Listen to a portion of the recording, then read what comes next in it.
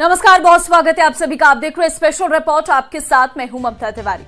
Kolkata rape and murder case की गुत्थी सुलझने की जगह और उलझती दिख रही है। 15 दिनों बाद भी देश की सबसे तेज तर्रार जांच एजेंसी सीबीआई ठोस सबूतों के लिए हाथ पैर मारती दिख रही है। सीबीआई को अब कुल 7 लोगों को झूठ पकड़ने वाली मशीन के सामने बैठा रही है, जिनसे इनके बयानों में जो विरोधाभास है वो क्लियर हो सके। हालांकि इसमें भी आज आरोपी संजय रॉय का टेस्ट कल के लिए टाल दिया गया। देश सवाल पूछ रहा है कि कोलकाता फाइल्स की क्लोजर रिपोर्ट आखिर कब आएगी। ये रिपोर्ट देखिए।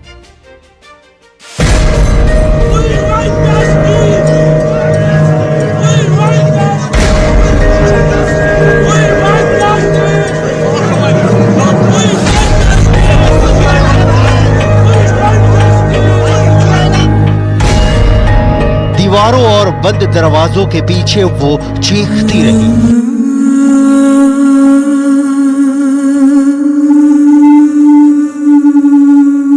रहम की भीख मांगती रही, आखिरी सांसों तक लड़ती रही।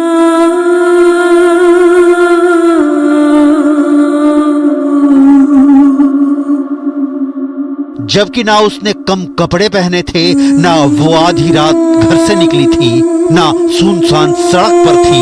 उसकी तो गर्दन में जान बचाने वाला आला था।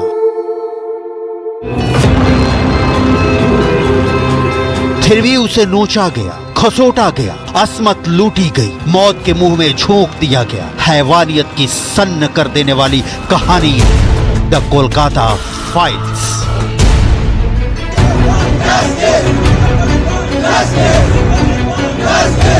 देश उबल रहा है, देश सवाल पूछ रहा है, देश इंसाफ मांग रहा है। डॉक्टर बिटिया का बलात्कारी कौन? डॉक्टर बिटिया का कातिल कौन? डॉक्टर बिटिया की रूह को कब मिलेगा सुकून? किसी के पास जवाब नहीं है। किसी के पास 8 और 9 अगस्त की दरमियानी रात का हिसाब नहीं है। क्या हुआ? कैसे हुआ? कब हुआ? क्यों हुआ? किसने किया? कौन कौन शामिल? देश की सबसे बड़ी जांच agency central bureau of investigation यानी सीबीआई परत दर परत तलाश कर रही है। केस का रेशा रेशा खंगाल रही है, लेकिन सवाल अब भी अनसुलझे हैं।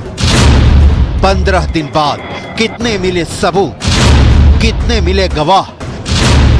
कितने दूर रह गए हैं कानून के हाथ? डॉक्टर बिटिया को कब मिलेगा इंसाफ? न्यूज़ 18 इंडिया की सबसे बड़ी पड़ताल, the Kolkata files. Kolkata case की डिटेल दिखाने से पहले पीड़िता के पिता ने क्या कहा, सुनिए। आपको लगता है कि कहीं ना कहीं अस्पताल प्रशासन ने एक बड़ी चूक की है? पहले से तो हमको अस्पताल के जो डिपार्टमेंट जो है जिसका पास मेरा लड़की को भेजा था वो ऑन ड्यूटी में था। एक ऑन ड्यूटी में एक जो लड़का हो या लड़की जिससे काम करता है, जैसे हमारा अंदर 3-4 आदमी काम करता है, उसका जो जिम्मेदारी है वो तो मेरा है ना जी। कोई दुर्घटना घट जाए तो मेरा हमको ऊपर जिम्मेदारी पड़ेगा। लेकिन उस लोग अभी तक इसके बारे में आज इतना दिन में कोई फोन से भी बात नहीं। जब उनका शव मिलता, आपको कितने बजे फोन आया और किसने फोन किया था? 10:53 पर फोन आया और उसके बाद हमने किया। उसके बाद उसने उधर से भी फिर एक बार फोन आया, उनसे बोला मैं असिस्टेंट सुपर बोल रहा हूँ, आपका लड़की लगता है सुसाइड कर दी। सीबीआई आज 7 किरदारों का पॉलीग्राफ टेस्ट करा रही है। दिल्ली से एक विशेष टीम आकर ये पॉलीग्राफ टेस्ट को कर रही है, जिसमें संजय रॉय, इसके अलावा पूर्व principal Sandip Ghosh, 2 trainee doctor, 1 intern और 2 अन्य स्टाफ शामिल हैं। सीबीआई इस टेस्ट के जरिए जानना चाहती है कि आखिर 8 और 9 अगस्त की रात सेमिनार हॉल में क्या हुआ था। तो ये तो क्लियर होता जा रहा है कि इस केस से जुड़े वो कौन से और कितने किरदार हैं जिन पर सीबीआई अपनी जांच फोकस कर रही है। नंबर 1, आरोपी संजय रॉय, जिसे 14 दिनों के लिए जेल भेजा जा चुका है। नंबर 2, आरजीकर का पूर्व principal doctor Sandeep Ghosh. Number 3, first year PG doctor अर्का। Number 4, first year PG doctor Soumitra. Number 5 house staff गुलाब। नंबर 6 एक इंटर्न सुखदीप। नंबर 7 अस्पताल का एक और स्टाफ।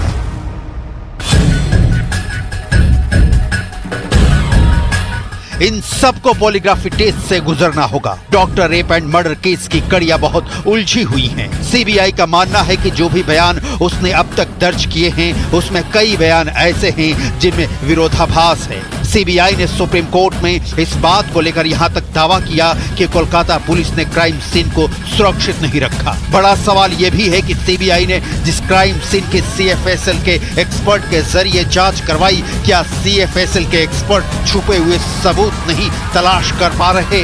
पूर्व प्रिंसिपल संदीप घोष से लगातार पूछताछ करने के बाद पॉलीग्राफी में जो सवाल पूछे जा रहे हैं वो इसी से संबंधित हैं।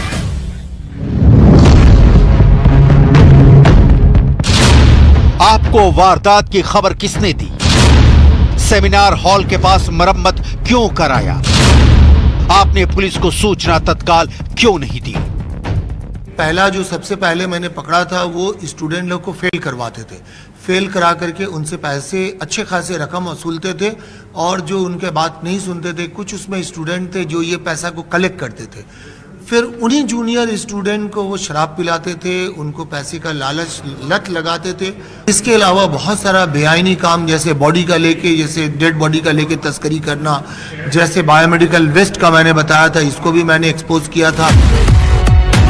संदीप घोष क्या छिपा रहे हैं, क्या बता रहे हैं? उम्मीद है कि पॉलीग्राफी टेस्ट से दूध का दूध पानी का पानी हो पाएगा।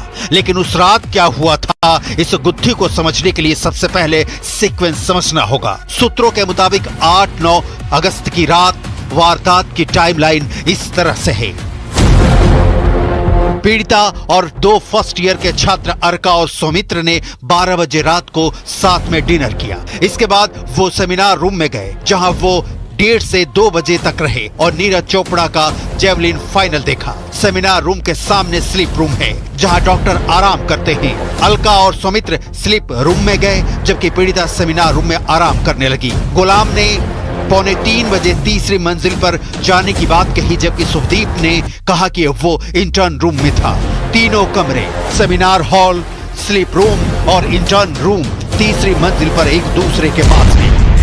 इसलिए सवाल उठ रहे हैं कि 4 डॉक्टरों में से क्या किसी एक ने भी सेमिनार हॉल में उस रात क्या हुआ ये जान पाए? सीबीआई 4 डॉक्टरों और 2 स्टाफ से यही समझने की कोशिश कर रही है, इसलिए झूठ पकड़ने वाली मशीन का इस्तेमाल कर रही है। इन लोगों से जो सवाल पूछे जा रहे हैं उसकी लिस्ट भी देख लीजिए।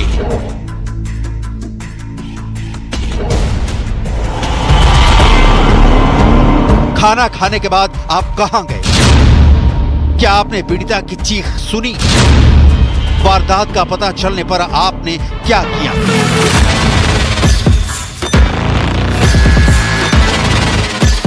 सवाल है कि पीड़िता को आखिरी बार जिंदा देखने वाले 4 डॉक्टरों के पॉलीग्राफ टेस्ट से सीबीआई को क्या हासिल हो सकता है? और उससे भी बड़ा सवाल है कि सीबीआई के सामने ऐसी कौन सी चुनौती आ गई है जिसके चलते उसे 1-2 नहीं बल्कि 7 लोगों के पॉलीग्राफ टेस्ट कराने की जरूरत पड़ गई। इस वारदात के अगले दिन कोलकाता पुलिस ने संजय रॉय को गिरफ्तार किया था। कोलकाता पुलिस संजय राय की गिरफ्तारी के बाद इस मामले को जितना ओपन एंड शट मान रही थी, सीबीआई को ऐसा नहीं लगता है। कोलकाता पुलिस की नजर में मुख्य आरोपी संजय रॉय है, लेकिन सीबीआई असली कातिल तक पहुंचने के लिए 7 किरदारों का पॉलीग्राफ टेस्ट करा रही है। बता दें कि कोलकाता पुलिस ने सेमिनार हॉल में मिले एक ब्लूटूथ के जरिए अगले दिन संजय रॉय को गिरफ्तार किया था। असल में सीबीआई के सामने सबसे बड़ी चुनौती यह है कि सीबीआई उन्हीं सबूतों पर जांच करने के लिए मजबूर है जो कलकत्ता पुलिस से सीबीआई को मिले हैं। जैसे कलकत्ता पुलिस द्वारा लिया गया पीड़िता का डीएनए सैंपल। सीबीआई की एंट्री से पहले पीड़िता की बॉडी का पोस्टमार्टम हुआ और बाद में अंतिम संस्कार भी कर दिया गया।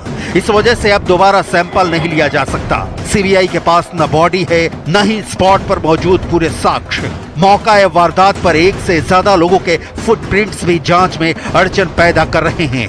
जाहिर है टेक्निकल सबूत जुटाने में भी सीबीआई को दिक्कतें आ रही हैं। मतलब सवाल घूम फिरकर वही पहुंच जाता है कि क्या आरोपी संजय राय ही कातिल है या कातिल कोई और है? क्या कत्ल एक से ज्यादा लोगों ने मिलकर किया या कत्ल संजय रॉय ने किया और सबूत किसी और ने मिटाए? क्या कोलकाता पुलिस की थ्योरी सीबीआई के गले नहीं उतर रही? सीबीआई की टीम ने मौका वारदात का कई बार मुआयना किया, यहां तक कि मौका वारदात की 3D मैपिंग भी की गई ताकि कोई सबूत सीबीआई के हाथ लग पाए। सीबीआई सेमिनार हॉल में छुपे अदृश्य सबूतों को जुटाने की भी कोशिश कर रही है। पॉलीग्राफ टेस्ट की डिटेल आपको भी जरूर जाननी चाहिए, क्योंकि झूठ पकड़ने वाली ये मशीन आखिर कितना झूठ पकड़ पाती है और कैसे पकड़ती है। सबसे पहले जानिए कि क्या होता है पॉलीग्राफी टेस्ट। पॉलीग्राफ एक मशीन है जिसमें व्यक्ति से अटैच किए गए सेंसर से मिलने वाले सिग्नल को एक मूविंग पेपर पर रिकॉर्ड किया जाता है। इसमें व्यक्ति के शरीर पर 6 सेंसर्स अटैच किए जाते हैं। अब जानिए कि क्यों करवाया जाता है पॉलीग्राफी टेस्ट। जब आरोपी या संदिग्ध पूछताछ में कुछ छिपाने की कोशिश करता है या अपना बयान बार बार बदल देता है। किसका लिया जाता है पॉलीग्राफी टेस्ट? अदालत की परमिशन और संदिग्ध की सहमति से जांच एजेंसी कर सकती है टेस्ट। कैसे काम करता है पॉलीग्राफी मशीन? मशीन इन्हें रिकॉर्ड करता है। सांस लेने की गति, व्यक्ति का पल्स, व्यक्ति का ब्लड प्रेशर, व्यक्ति का पसीना, हाथ पैर का मूवमेंट। कोलकाता केस इसलिए भी उलझ गया है कि जिस आरोपी संजय रॉय को कलकत्ता पुलिस ने गिरफ्तार किया, उसका कहना है कि वो निर्दोष है, उसे फंसाया जा रहा है। संजय रॉय की वकील का कहना है कि वो पॉलीग्राफी टेस्ट के लिए इसीलिए तैयार हुआ क्योंकि सच सामने आ सके। लेकिन सवाल है कि क्या संजय सच बोल रहा है? संजय के दोस्त ने उसके व्यवहार को लेकर जो कहा, उसे बहुत ध्यान से सुनने की जरूरत है। करता था, उससे हम लोग बातचीत ही बोलना बंद कर दिया भैया। किस तरह का कचरा, मतलब क्या क्या करता था? भाई पीने का बाद माँ कौन बहन कौन कहा है, मैंने बोले ना टोन टिटकारी काटे ना, वैसे ही करता था। मतलब क्या छेड़खानी करता था लड़की? हाँ, वैसी छिड़कानी फिरकानी करता। उसके साथ हम लोग बाती नहीं करते थे। आता तो भगा देते थे हम लोग का पास। मत दारू पीता था, रात को कितना 2:30 बजे दारू पीते पीते बियर लेके आया था, तो हम भी 2 घोट पी लिया था। बस वही लेके वहाँ कौन जा रहा था, छिड़कानी किया। मेरा क्या कर रहे? बोला हम पिलाया, हम खिलाया थे, हम ही को। उसके बारे में ये भी बहुत कहानियां चल रही हैं कि ये रेड लाइट एरिया बहुत जाता था यहाँ का, और ये गंदी वीडियो देखता था। हाँ, ये हो सकता है। पत्नी जो थी, 1 से ज्यादा पत्नी थी उसकी, बताते हैं यहाँ पे। हाँ, यहाँ पे तो सभी जानता है, उसका 4 तो शादी है, 4। कोलकाता केस की जांच कहीं उलझकर दम न तोड़ दे, इसलिए सीबीआई कोई कोर कसर नहीं छोड़ना चाहती है। सीबीआई हर एक उस तकनीक का इस्तेमाल कर रही है ताकि इस मर्डर मिस्ट्री से पर्दा उठाया जाए। लेकिन इस तरह से इस घटना और इस वारदात ने कोलकाता ही नहीं बल्कि पूरे देश में आक्रोश की लहर दौड़ा दी है, और हर तरफ दरिंदे के लिए फांसी और बेटियों के लिए इंसाफ की मांग की जा रही है। Sealdah court, Calcutta high court, supreme court, जिसने स्वतः संज्ञान लिया, सबकी नजरें सीबीआई जांच पर टिकी हैं। सीबीआई कोर्ट में ये क्लियर कर चुकी है कि साक्ष्यों के साथ छेड़छाड़ किया गया। लिहाजा अब सवाल है कि क्या कोलकाता केस का सच देश के सामने आ पाएगा या लंबी जांच